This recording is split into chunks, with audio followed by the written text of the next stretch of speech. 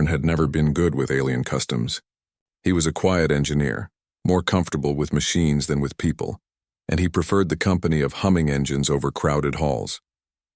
Yet here he was, standing in the middle of the great festival chamber on Orion Trade Station, holding a strange crystal flower in his hands.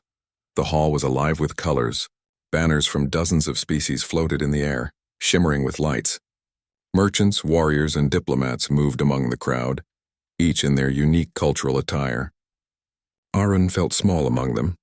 Humanity was still new to the wider galaxy, and humans were often seen as strange newcomers who were curious but fragile. Aaron did not care much for politics, but he understood one thing very clearly. On this station, small mistakes could turn into very big problems. He had been told that the festival was a time to show goodwill between species. His friend Thomas, another engineer, had whispered to him earlier that the best way to make a good impression was to offer one of the glowing crystal flowers sold at the market stalls. "It's just a friendly gesture," Thomas had said with a grin. "Aliens love it. They see it as respect." Aaron had believed him. So with little thought, he had bought one of the glowing flowers and wandered into the hall. As he moved through the crowd, he noticed a tall figure standing near the center. The alien was taller than most, with armor that gleamed under the lights and a presence that made others step aside. Her skin was pale silver, marked with faint glowing patterns across her arms. Her eyes were golden and sharp, and she carried herself with the confidence of a warrior. Aaron had never seen her species up close before, but he had heard of them. They were called the Ve'ari, known across the galaxy for their strength and sense of honor. For reasons he could not explain, Aaron walked toward her. Maybe it was because she looked alone, while others gathered in groups. Maybe it was because he felt it would be respectful to greet one of the Ve'ari, since their people were important allies on the station. Or maybe deep inside, Aaron wanted to prove that humans could stand tall and not be afraid. He bowed slightly, just as he had seen others do during the festival, and extended the crystal flower toward her. The warrior looked down at him, her golden eyes narrowing. For a long moment she did not move. Aaron felt the weight of her gaze like a heavy cloak. Around them, a few other aliens noticed the gesture and turned to watch. Then slowly, the warrior reached out and took the flower. Her hand was larger than his, strong and steady, but she accepted the fragile crystal with surprising care. The hall erupted in cheers. Aaron jumped at the sound. He looked around in confusion, wondering what he had done. The alien crowd began to clap, whistle, and call out words in languages he did not understand. The warrior lifted the flower high, her voice ringing out like a trumpet. "I accept," she declared in her language, though the station's translators quickly echoed the words into human speech. Aaron froze. Accept what?" Before he could speak, the warrior bent slightly toward him. Her sharp features softened into a smile that was both fierce and strangely warm. "You honor me, human," she said. "I am Zara, warrior of the Ve'ari. From this day I claim you." Arun's heart nearly stopped. Claim? He wanted to explain, to tell her it was just a friendly gesture, that he had no idea what she meant. But the cheers of the crowd drowned his words. Aliens of different species were slapping him on the back, congratulating him, bowing to Zara in respect. Thomas, standing in the far corner, stared at him with wide eyes and mouthed silently, "What did you do?" Aaron's mind raced. Somehow, in the middle of a festival, he had turned a simple gift into something far greater. Later, when the noise calmed and the crowd thinned, Zara walked beside him.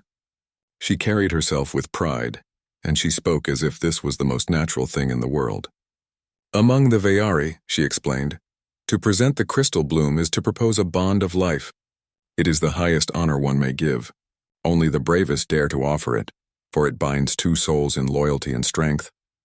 Aaron almost tripped over his own feet. He stared at her in shock. "Wait," he said, his voice cracking. "That was a proposal?" Zara tilted her head, her golden eyes shining with amusement. "Of course. You have offered and I have accepted. It is sealed before witnesses. Do not fear. I will protect you, and together we will bring honor to both our people." Aaron wanted to protest. He wanted to say that it was all a mistake, that he had only been trying to show respect, not propose anything. But every time he opened his mouth, Zara's confident gaze stopped him. She did not look angry. She looked pleased, almost too pleased. As they walked through the station, more aliens greeted them. Some bowed to Zara, Others offered Aaron respectful nods, though he could see the curiosity in their eyes. The news was already spreading. A human had just proposed to a Vayari warrior, and she had accepted. Aaron's hands grew clammy. His mind spun with questions. How could he fix this? Would it cause an interspecies problem if he admitted it was a mistake? What would the humans back on Earth think if they heard about this? When they reached the docking area, Zara stopped and placed a hand on his shoulder. The gesture was gentle, though her strength was clear even in the light touch. You look troubled, she said. But do not fear. I will visit you tomorrow. We will learn from each other as true partners should. You are brave, human, even if you do not yet see it yourself. Aaron opened his mouth, then closed it again. What could he say? He had accidentally started something he could not control.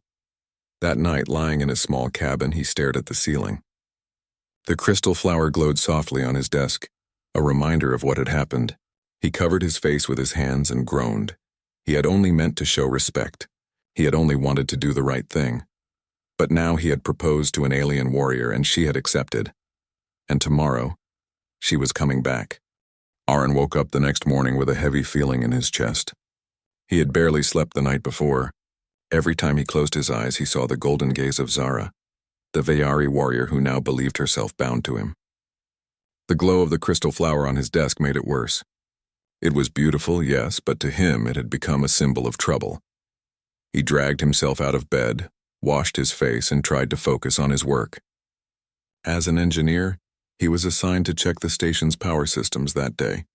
Normally, he found comfort in the steady hum of machines, but his hands kept trembling, and his mind refused to stay calm. He kept hearing Zara's voice from the night before. Do not fear. I will visit you tomorrow. By noon, he hoped maybe she had forgotten. Perhaps she had been caught up in warrior duties. Perhaps the misunderstanding would fade quietly. He was wrong. The sound of heavy armored footsteps echoed down the corridor before he even saw her. Workers around him glanced up, startled as Zara entered the engineering bay. She stood tall, her silver skin gleaming under the lights, her golden eyes fixed on Aaron. Every other worker quickly found an excuse to step aside, leaving him completely exposed. Human Aaron, she said in her clear, commanding tone. I have come as I promised. Aaron's heart sank. Zara, he said nervously, setting down his tools. You didn't have to. Nonsense, she replied, stepping closer. Her presence filled the entire room. Partners must learn from each other. Today I will see the work you do. Before Aaron could object, she leaned over his workstation. The sight of a heavily armored warrior peering at delicate tools made the other engineers whisper and snicker behind their hands. Zara ignored them. She reached for a cable, holding it between her large hands as though it were a precious relic. This is your weapon? She asked seriously. Aaron blinked. That's a power line. Zara studied it for a moment, then nodded firmly. Yes, a human weapon of energy. Very clever, he sighed. It's not a weapon. It's part of the station's power system. It keeps the lights on. She tilted her head, thoughtful. Still important. Without it, your people would sit in darkness. Without it, the station would die. You guard it well. That makes you strong. Aaron opened his mouth to protest again, but then he caught the sparkle in her eyes. She was not mocking him. She truly believed what she was saying. Somehow, in her mind, his job as an engineer was as honorable as fighting with a blade. The other workers soon cleared out, giving them space. Aaron tried to continue his inspection, but Zara followed him everywhere. She asked endless questions about wires, about machines, about human life. What do you eat? She asked while watching him tighten a bolt.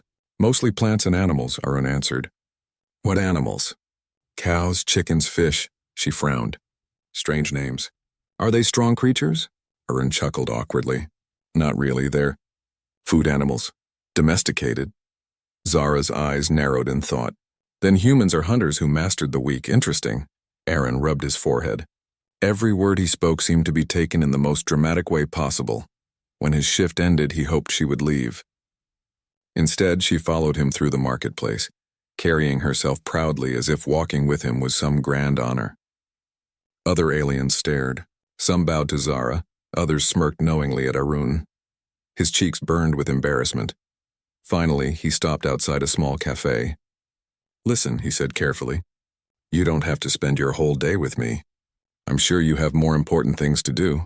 Zara crossed her arms. There is nothing more important than this. You are my chosen. Until you accept me fully, I will show you my strength, my loyalty, and my devotion. That is the Veari way. Aron's throat went dry. He wanted to explain again that it was all a mistake, that he had not meant to propose. But the words died when she smiled at him. It was not a mocking smile nor a cruel one. It was warm, even playful. You are shy, she said softly. Humans hide their feelings.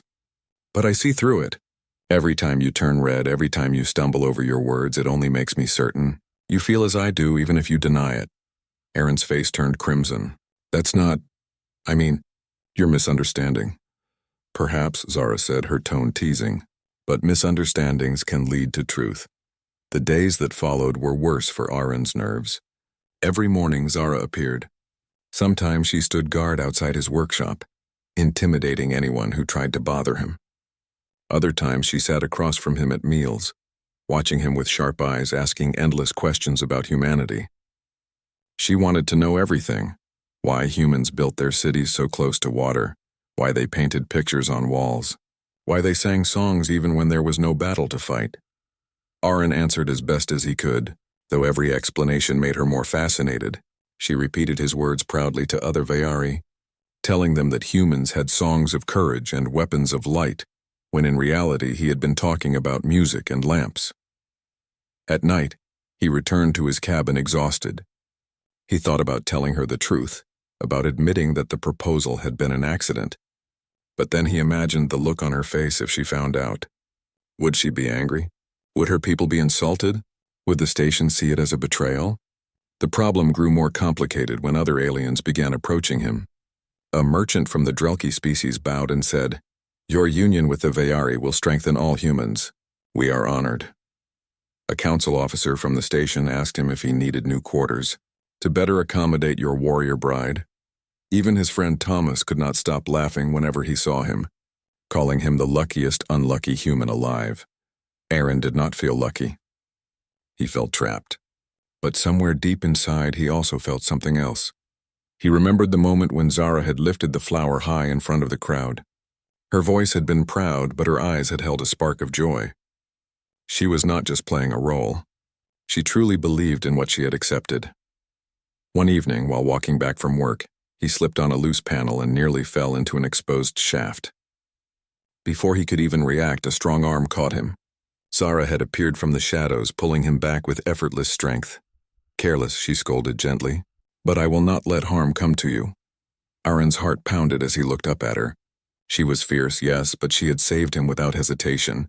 Her hand lingered on his arm for a moment longer than necessary, and her smile was softer than usual. That night, lying awake, he realized something unsettling. He was no longer only afraid of the situation. He was beginning to wonder what it might mean if he stopped fighting it. Zara was intimidating. She was relentless. She misunderstood almost everything he said, and yet she cared. She listened. She protected him. And when she smiled, for just a moment, he forgot the weight of the mistake. The next morning, when Zara appeared at his door again, Aron did not groan. He simply sighed, straightened his shirt, and stepped out to meet her. Aron had slowly become used to the sound of Zara's footsteps. At first they had frightened him, echoing in the halls like the march of some unstoppable soldier. Now, though, they had become part of his daily rhythm.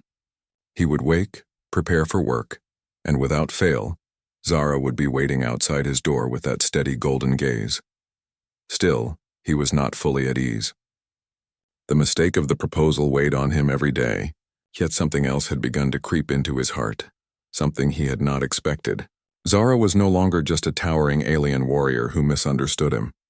She was becoming someone he could not ignore, someone who challenged him to see himself differently. One morning, while they shared a meal in the station's canteen, Zara leaned forward and asked, "Tell me, human Aron, what is the greatest victory of your people?" Aron swallowed a bite of bread and thought carefully. "Victory? Do you mean battles?" "Of course," she said. "Victories of war. Your species must have great legends." Aron shook his head slowly. "Humans have fought wars, yes, too many. But I don't think that's our greatest victory. Our real strength is survival. Even when the world was harsh, even when nature tried to destroy us, we kept going. We built homes, grew food, made families, Our victory is that we endure. Zara's eyes softened. For a moment she said nothing. Then she placed her hand on the table. Endurance is the heart of a warrior too. To keep standing when others fall, that is honor. Aaron smiled faintly. He had expected her to laugh or dismiss his answer, but instead she respected it. It was one of many moments where he realized Zara did not just see him as weak or fragile. She truly wanted to understand. But not everyone on the station approved of their strange bond. Whispers spread faster than light. Some aliens looked at Aaron with admiration, others with envy, and a few with anger. Among the Vayari, many warriors saw Zara's choice as unusual, even insulting. To them, a bond was meant to be between equals in strength and skill. A human engineer did not fit their image of honor. The tension first showed itself in the training hall. Aaron had gone there only because Zara insisted. She wanted to show him the art of Vayari combat, to teach him how to stand proud. He had protested, but she had been persistent, so he finally agreed. The hall was wide and filled with alien weapons. Zara picked up a long spear, its blade glowing faintly, and demonstrated sweeping strikes that made the air whistle. Aaron could only watch in awe. She moved like lightning, graceful yet powerful. "Now you," she said, handing him a shorter training blade. Aaron almost dropped it. "I don't fight," he said quickly. "You will learn," Zara replied firmly. "Not because I expect you to battle, but because knowing how to defend yourself gives strength of spirit." Aaron reluctantly lifted the blade, his stance awkward. Zara corrected him, moving his arms gently but with precision. Each touch made his face heat up. She circled him like a teacher, but her eyes shone with something more than discipline. They were not alone. Other Vayari warriors watched from the edges of the hall. One of them, taller even than Zara, stepped forward with a sneer. His armor was dark, his eyes cold. "So it is true," he said. "The great Zara lowers herself to bond with a fragile creature." Aaron froze. Zara's stance hardened instantly. "Careful, Drax," she warned. Drax ignored her and stepped closer to Aaron. "This human holds no blade, no honor. He hides behind machines and words. He is unworthy of you." Arun opened his mouth to explain, to say it had all been a mistake, but Zara moved in front of him like a shield. Her golden eyes blazed. "Do not speak of him that way. He has more courage than you see. He dared to stand before me and offer the bloom. That is more than you would ever risk." Drax's voice turned mocking. Perhaps he was simply too foolish to know what it meant. "And you, Zara, were too desperate to see the truth." A hush fell over the hall. Vayari pride was sharp, and Drax had just thrown a dangerous insult. Zara's hand tightened on her spear. Aaron could see the storm brewing in her, but he stepped forward nervously. "Please, I don't want—" "Silence," Zara said gently but firmly, not taking her eyes off Drax. "This is not your shame to carry." Drax smirked. "If you truly believe he is worthy, then let him prove it. Let him stand and challenge, or let you defend him. Either way, the council will see." Aaron felt his chest tighten. A challenge? He had no chance in a fight. He was an engineer, not a warrior. Yet before he could panic further, Zara spoke with steady fire. "If you wish to test honor, then I accept.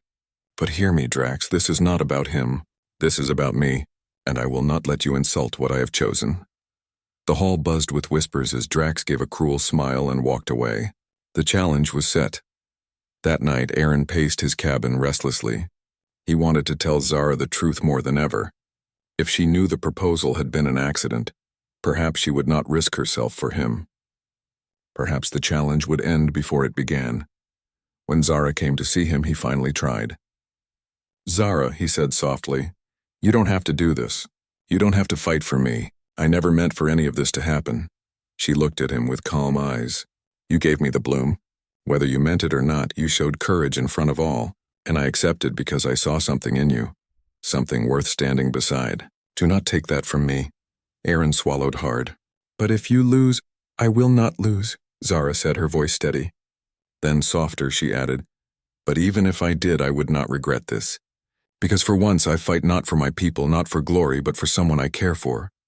Her words struck Aaron like lightning. She was not just protecting him out of duty. She was protecting him because she truly cared. For a long moment they stood in silence. Aaron wanted to say so much, but all he managed was a quiet, "Thank you." Zara smiled faintly and placed her hand over his. Her touch was strong but gentle. "Rest, human Aaron. Tomorrow we face honor." and together we will endure. When she left, Aaron sat in the silence of his cabin. His heart was torn. Part of him still wanted to end the mistake, to free them both from the bond. But another part, a growing part, wanted to believe her words.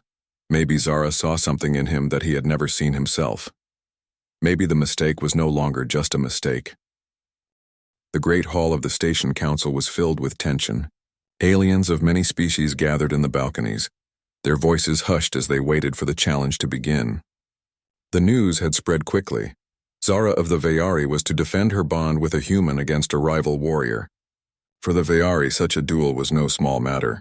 It was about honor, pride, and truth. Aaron stood near the edge of the central platform, his stomach twisting into knots.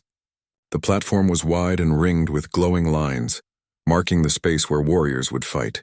He had never felt so small in his life.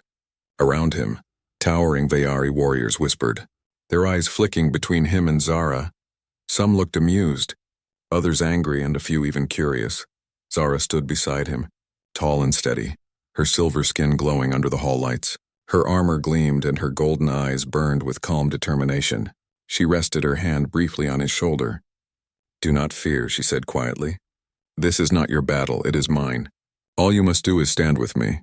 Aaron wanted to speak, to tell her again that this had all been a mistake, but the words stuck in his throat. Around them, the atmosphere was too heavy, too expectant. He realized with dread that admitting the truth here might cause an even greater insult than the duel itself.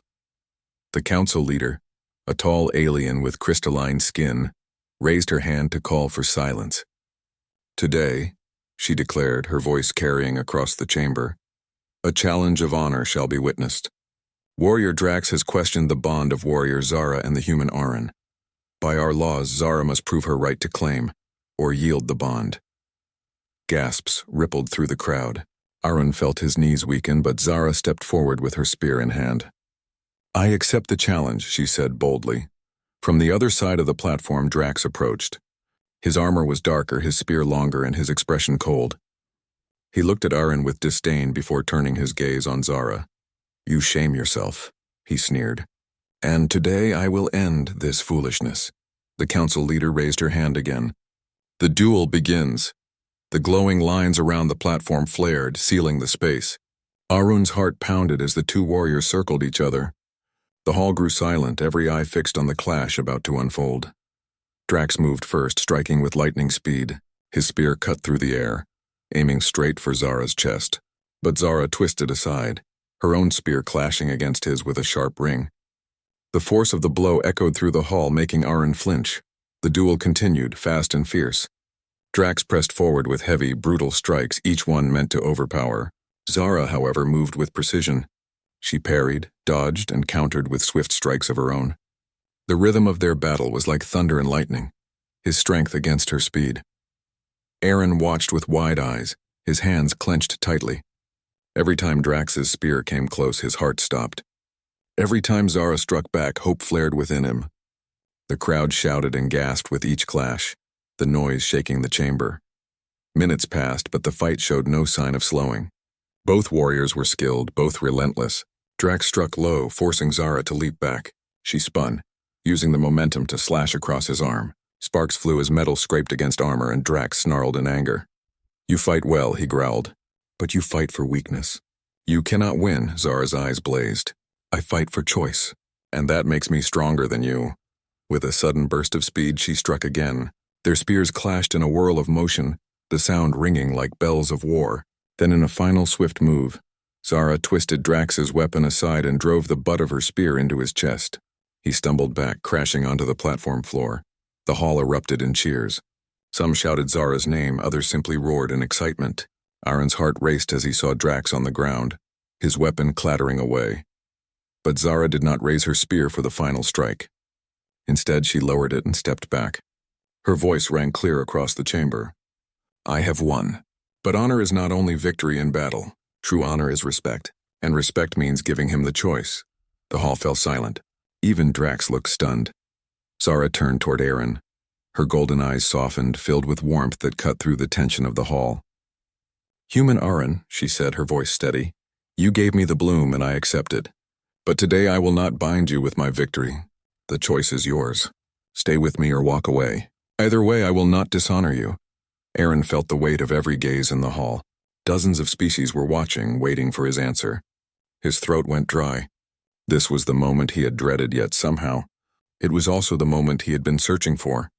He remembered how Zara had shielded him from Drax's insults, how she had stood proudly at his side even when others mocked. He remembered her endless questions about humanity, her genuine curiosity, her fierce protection when he almost fell into danger. He remembered her smile, warm and teasing, that made him forget his fear for a moment. His chest tightened. For so long he had told himself this was just a mistake, but now, standing before the crowd, he realized something had changed. What had begun as an accident had become something real. Slowly, he stepped forward. His hands trembled, but his voice was clear. "Zara," he said, meeting her gaze. "I don't know if I am strong by your people's measure. I don't know if I can ever match what you give. But I know this, I don't want to walk away." The hall gasped again, whispers rising. Aaron felt his face burn, but he pressed on. "You have treated me with respect, with care, with strength. You saw something in me that I didn't see myself. If that is what it means to stand with you, then I choose to stay." Zara's eyes widened, then softened into a smile brighter than any light in the hall. She lowered her spear completely and bowed her head slightly, a gesture of deep respect. "Then I accept you again, not as a mistake, but as truth." The hall exploded with sound. Cheers, applause, and even a few cries of surprise. Drax, still on the floor, scowled and rose, but even he did not dare challenge again. The council leader raised her hands for silence. "It is decided. The bond of Zara and Aaron is confirmed by strength and by choice." Aaron's heart raced. His hands shook. But when Zara stepped closer and placed her hand gently on his shoulder, all the noise faded. For that moment, it was just the two of them, standing together. Later, as they walked out of the hall, Zara looked at him with that teasing smile he had come to know. "You spoke well," she said. "I did not know humans could be so bold." Aaron chuckled nervously. "Neither did I." She laughed softly, the sound warm and full of life. "Then perhaps you are learning. And perhaps I was right to believe in you." For the first time, Aaron did not feel like he was trapped by a mistake. He felt like he had stepped into something new, something uncertain but real. And as they walked side by side with whispers and cheers echoing behind them, he realized he no longer feared what tomorrow would bring. The days after the duel were unlike anything Aaron had known. On the great station, the story of Zara's victory and his choice spread quickly. Everywhere he walked, he felt the eyes of aliens on him. Some looked at him with curiosity, others with respect, and a few with doubt. He was no longer just a human visitor from a distant planet. He was the one who had stood in the circle of honor and chosen to stay. For Aaron, the new attention was overwhelming. He had never liked crowds, never liked being the center of talk. But whenever the weight grew too heavy, Zara was there. She walked beside him with calm confidence, her tall figure moving like a shield through the curious stares. She spoke to him with patience, guided him through customs, and reminded him that he was not alone. Still, a question burned in Arun's mind. He had chosen Zara before the crowd, but what did that truly mean? Was it just a declaration made in the heat of the moment, or was it something deeper? One evening, as the two of them stood on the viewing deck, the stars stretched endlessly before them. The window was vast, and the light of distant suns painted silver patterns across Zara's armor. Arun leaned against the railing, his heart restless. "Zara," he said softly, "do you ever wonder if this is real, or if it is just something forced by chance?" She turned her golden eyes toward him, studying him with quiet care. "You ask if what we have is true," she said. Arun nodded, his chest tightening. "Yes, I don't want to be a burden. I don't want you to feel tied to me because of rules or mistakes. I want it to mean something more." For a long moment, Zara said nothing. Then she stepped closer, her presence warm and steady. "When I accepted the bloom, I knew it was strange. You are not Vayari, you are human. Our ways are different. But every day since then, you have shown me something rare. You doubt, yet you stand. You fear, yet you speak. You are not strong in the way of my people, but you are strong in a way that cannot be measured by duels. That is why I believe in this." Aaron's throat tightened. He looked into her eyes and saw no mockery, no hesitation, only a truth that felt larger than the stars. He wanted to say more, but the words would not come.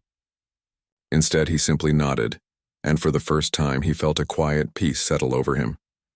The peace, however, did not last long. The council soon summoned them again. This time it was not about duels or challenges, but about the future. The leaders of the station wished to know, what would Zara and Aaron do now? Would they remain as they were, or would they formalize their bond in the way of the Vayari? The hall was quieter than before when they entered. The council leader, her crystalline skin shining with many colors, addressed them. You have proven your bond before all, yet the choice remains incomplete.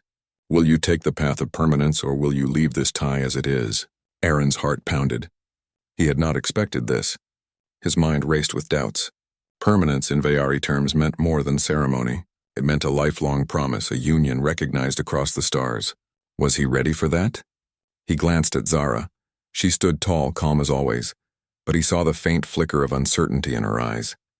She too was waiting for his choice. In that moment, Aaron understood something. All this time he had been afraid of making mistakes. But the greatest mistake would be silence. He had been given a chance, something rare, something that might never come again. If he walked away now, he would regret it forever. Slowly, Aaron stepped forward. His voice shook at first, but grew stronger with each word. When I came here, I was lost. I thought I had nothing to offer. But Zara showed me that even someone small, someone unsure, can still matter. She gave me respect when I had none. She gave me strength when I was weak, and she gave me trust when I doubted myself. I cannot walk away from that. Not now, not ever. The hall was silent, waiting. Aaron turned toward Zara, his heart in his hands. So I choose permanence. Not because of rules, not because of pressure, but because I want to walk every path with you. I want this to be more than an accident. I want it to be a promise. Zara's eyes widened, and for the first time her steady calm broke. A smile touched her lips, soft and radiant. She stepped closer, and in front of the entire hall she lowered her head, a gesture of deepest respect among her people. Then I accept your promise, she said, and I give mine in return. The chamber erupted with sound. Some cheered, some clapped, and some simply sat in awe. The council leader raised her hand, her voice clear. So it is declared. By choice and by honor, the bond of Zara and Aaron is made permanent. Aaron felt a wave of emotion crash over him. Relief, joy, fear, and hope all tangled together. But as Zara reached out and rested her hand lightly against his, all the noise faded once more. For that moment, there was only peace. Days later, a celebration was held on the station. Lights filled the halls, music echoed, and beings of many species came together to honor the new bond. Aaron walked beside Zara, no longer a stranger, but something more. He saw aliens who once doubted him now bow their heads in respect. He saw others who smiled and offered words of blessing in languages he could not understand. And through it all, Zara stayed close, her presence steady, her laughter bright. At one point, as the music swelled, Zara looked at him with a playful spark in her eyes. You spoke boldly again, she teased. Perhaps humans are braver than I thought. Aaron laughed, a sound freer than before. Or perhaps I'm just learning from you. She tilted her head thoughtfully. Then we are both learning. And that is good, for a bond is not about one teaching and the other following. It is about walking together. Her words sank deep into Aaron's heart. He realized then that this was not just about proving himself or surviving in a strange world. It was about building something new, something neither human nor Vayari, but both, a bridge between stars. Later, when the celebration quieted, Arun and Zara returned to the viewing deck. The stars stretched out before them once more, endless and bright. For a long time, they stood in silence, simply watching. Finally, Aaron spoke. Do you think the stars will always feel this big? Zara glanced at him, her smile gentle. Yes, but perhaps now they will also feel a little closer. Arun let out a slow breath, feeling the truth of her words. The universe was still vast, still unknown, but he no longer feared it. He was no longer alone. As the stars shone above, Aaron reached out and Zara's hand met his. It was a simple gesture, but it carried all the weight of the promise they had made. Together, they would face whatever came, not as accident, not as mistake, but as choice. And in that moment, as silence wrapped around them, Arun knew that the story of a human and a Vayari was only beginning.